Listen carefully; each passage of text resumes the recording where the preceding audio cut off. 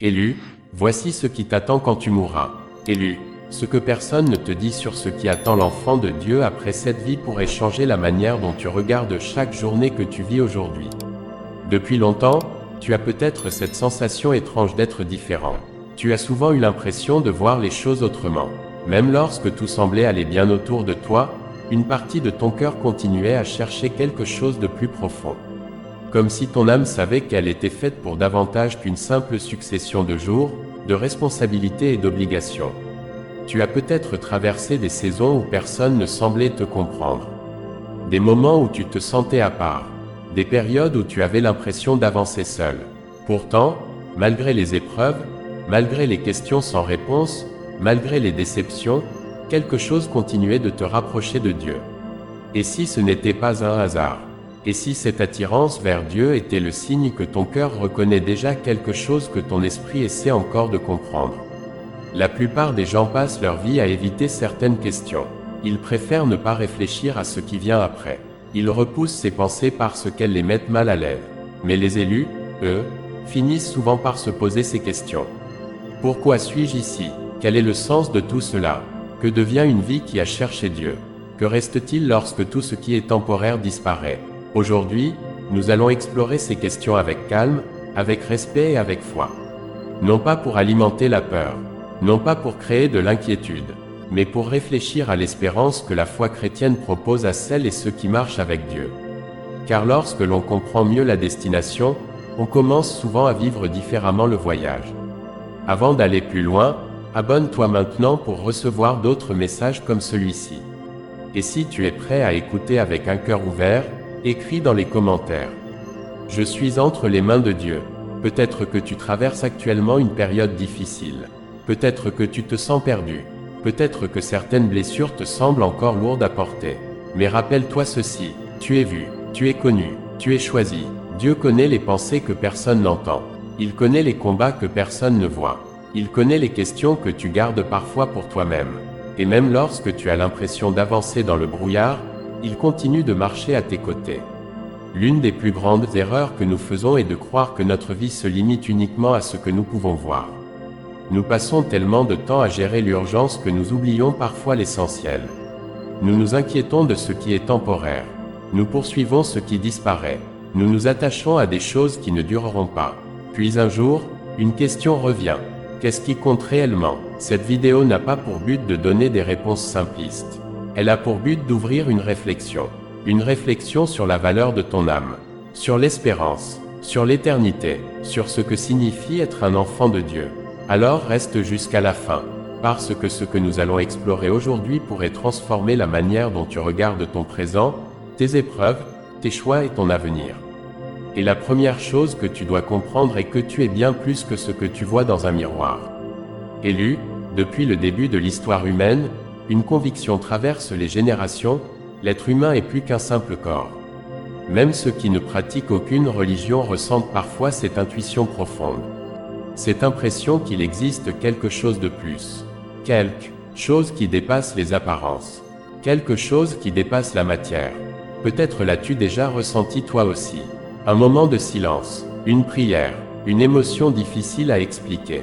Une impression de connexion avec quelque chose de plus grand que toi. Ces expériences ne prouvent pas tout, mais elles rappellent une réalité importante, nous ne vivons pas seulement pour satisfaire des besoins physiques.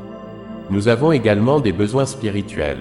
Nous cherchons du sens, nous cherchons l'amour, nous cherchons la vérité, nous cherchons la paix, et aucune réussite matérielle ne peut complètement remplacer ces besoins. Certaines personnes obtiennent tout ce qu'elles pensaient vouloir et découvrent malgré tout un vide intérieur. Pourquoi? Parce que l'âme a des besoins différents du corps. Le corps réclame du confort. L'âme réclame du sens. Le corps cherche la sécurité. L'âme cherche une raison de vivre. Le corps regarde le présent.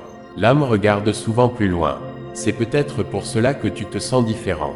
Parce qu'une partie de toi refuse de croire que la vie se résume simplement à accumuler des expériences et à attendre que le temps passe. Cette sensibilité n'est pas une faiblesse. Elle peut devenir une force. Car les personnes qui prennent soin de leur vie intérieure développent souvent une profondeur que les circonstances ne peuvent pas facilement détruire. Si cette réflexion résonne en toi, écris « Mon âme appartient à Dieu », car comprendre que tu es plus qu'un corps change la manière dont tu regardes tout le reste. Et cela nous conduit à la deuxième vérité. Lorsque la plupart des gens pensent à la mort, ils pensent à une fin. Une séparation, un arrêt, et il est normal de ressentir une forme de tristesse face à cette réalité. La foi chrétienne ne nie pas la douleur de la séparation. Elle ne prétend pas que perdre quelqu'un est facile, mais elle propose une perspective différente, une perspective fondée sur l'espérance. Selon la foi chrétienne, la mort n'est pas considérée comme la destination finale de l'être humain. Elle est plutôt perçue comme un passage, une transition, une étape vers quelque chose qui dépasse notre compréhension actuelle. Cette conviction a donné du courage à des millions de croyants à travers l'histoire. Non pas parce qu'ils ne connaissaient pas la peur, mais parce qu'ils croyaient que l'amour de Dieu ne s'arrêtait pas aux limites de cette vie. Imagine un voyageur qui traverse un long tunnel. Pendant qu'il est à l'intérieur, il ne voit pas encore la lumière de l'autre côté. Pourtant, l'existence du tunnel n'annule pas l'existence de la sortie. De la même manière, la foi invite à regarder au-delà de ce qui est visible. Elle invite à croire que Dieu prépare quelque chose qui dépasse ce que nos yeux peuvent percevoir aujourd'hui. Cette espérance ne doit pas nous éloigner de la vie présente. Au contraire, elle devrait nous encourager à vivre avec davantage de sagesse, davantage d'amour et davantage de gratitude. Parce que lorsque nous réalisons que chaque instant est précieux, nous commençons à traiter le temps différemment. Nous devenons plus attentifs, plus présents, plus conscients, et surtout, nous comprenons que notre valeur ne dépend pas uniquement de nos succès ou de nos échecs. Elle repose aussi sur le regard que Dieu pose sur nous.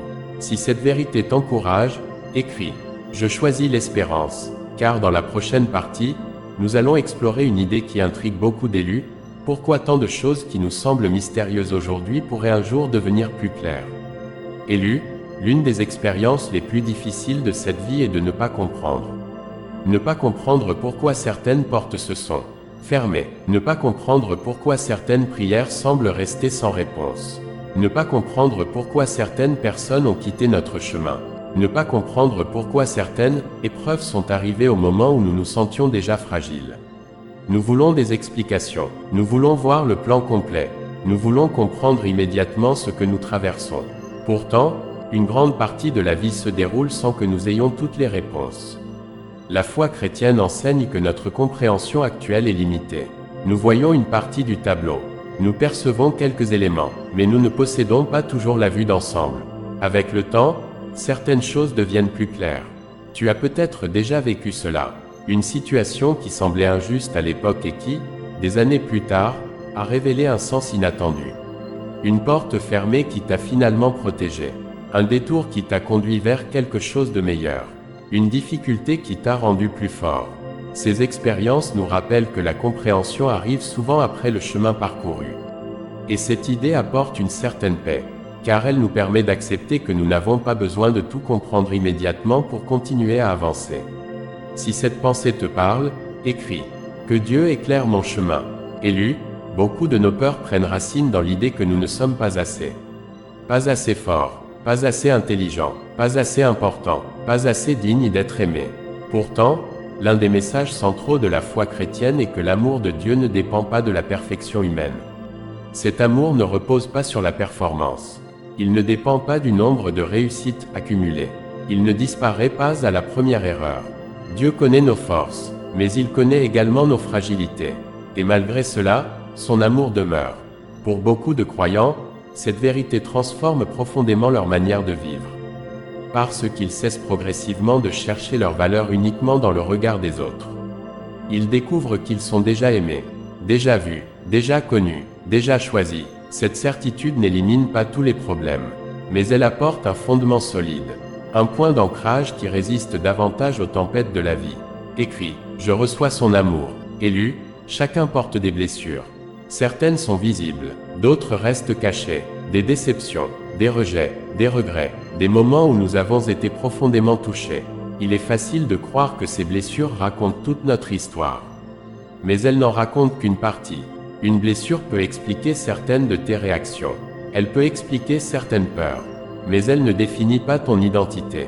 Tu es plus que tes échecs, plus que tes erreurs, plus que les injustices que tu as subies, plus que les moments où tu as douté. La foi chrétienne enseigne que Dieu voit au-delà de nos blessures. Il voit ce que nous pouvons devenir. Il voit les possibilités là où nous ne voyons parfois que les limites. Cette vérité apporte de l'espérance, parce qu'elle rappelle que notre avenir n'est pas condamné à ressembler à notre passé. Écrit, mes blessures ne me définissent pas. Réfléchis un instant, si tu crois réellement que ta vie a un sens, si tu crois réellement que ton âme a de la valeur, si tu crois réellement que Dieu te connaît, comment cela influence-t-il ta manière de vivre aujourd'hui? Cette question est importante, parce que les convictions profondes finissent toujours par influencer les décisions quotidiennes. Tu choisis différemment, tu pardonnes différemment, tu travailles différemment, tu aimes différemment, tu traverses les difficultés différemment. L'espérance n'est pas seulement une idée pour demain, c'est une force pour aujourd'hui. Elle donne du courage dans les périodes difficiles. Elle aide à continuer lorsque les résultats tardent à venir. Elle rappelle que chaque journée peut avoir un sens. Écrit, je veux vivre avec sagesse. Élu, lorsque nous traversons une difficulté, nous nous demandons souvent pourquoi. Pourquoi cette situation? Pourquoi maintenant? Pourquoi moi? Ces questions sont naturelles, mais avec le temps, beaucoup découvrent une réalité surprenante. Certaines des qualités qu'ils apprécient aujourd'hui en eux-mêmes sont nées dans des périodes difficiles. La patience, la résilience, la compassion, la maturité, la persévérance, ces qualités ne se développent pas toujours dans le confort. Elles émergent souvent lorsque nous sommes obligés de grandir. Cela ne signifie pas que la souffrance est bonne en elle-même. Cela signifie simplement que même les périodes difficiles peuvent produire quelque chose de précieux. Et parfois, ce qui semblait n'être qu'une épreuve devient une partie importante de notre transformation. Écrit, je grandis à travers mes épreuves. Avec les années, beaucoup de personnes réalisent que certaines choses qu'elles poursuivaient avec acharnement étaient moins importantes qu'elles ne le pensaient. La reconnaissance, le statut, l'approbation, l'apparence du succès, ces choses peuvent avoir leur place. Mais elles ne suffisent pas. Ce qui demeure souvent, ce sont les relations. L'amour donné, l'amour reçu, les actes de bonté, les moments de présence, la foi vécue sincèrement, la capacité à apporter quelque chose de positif autour de soi. Ces éléments construisent une richesse différente, une richesse qui ne dépend pas des circonstances. Écrit, je choisis l'essentiel. La peur est une émotion humaine. Tout le monde la connaît. Peu importe sa foi, peu importe son parcours, mais l'espérance change notre relation avec la peur. Elle ne la supprime pas toujours instantanément. Elle l'empêche simplement de devenir notre guide. Une personne guidée uniquement par la peur évite constamment d'avancer. Une personne guidée par l'espérance continue malgré l'incertitude. Elle avance avec prudence, mais elle avance. Elle fait confiance même lorsqu'elle ne possède pas toutes les réponses. Et cette confiance apporte progressivement une paix profonde. Non pas parce que tout est facile, mais parce que l'on sait que notre vie possède une direction. Écrit, je marche dans la paix. Élu, après toutes ces réflexions, une question demeure. Comment vivre aujourd'hui? Car finalement, ce qui compte n'est pas seulement ce qui viendra après cette vie. C'est aussi ce que nous faisons du temps qui nous est donné maintenant. Vivre comme un enfant de Dieu ne signifie pas être parfait. Cela signifie avancer avec sincérité. Chercher à grandir. Chercher à aimer davantage. Chercher à devenir meilleur. Chercher à développer une relation plus profonde avec Dieu. Chaque journée devient alors une opportunité. Une opportunité d'apprendre. Une opportunité de servir. Une opportunité d'encourager. Une opportunité de progresser. Et peu à peu, cette manière de vivre transforme le cœur. Non pas en un instant, mais au fil du temps. Écrit, je suis un enfant de Dieu. Élu, si tu es arrivé jusqu'ici, prends un instant pour réfléchir à tout ce que nous avons parcouru ensemble. Nous avons parlé de l'âme, de l'espérance, de l'amour de Dieu, des blessures, des épreuves, de la valeur réelle des choses, de la paix, et de la manière de vivre pleinement aujourd'hui. Peut-être que certaines questions demeurent encore.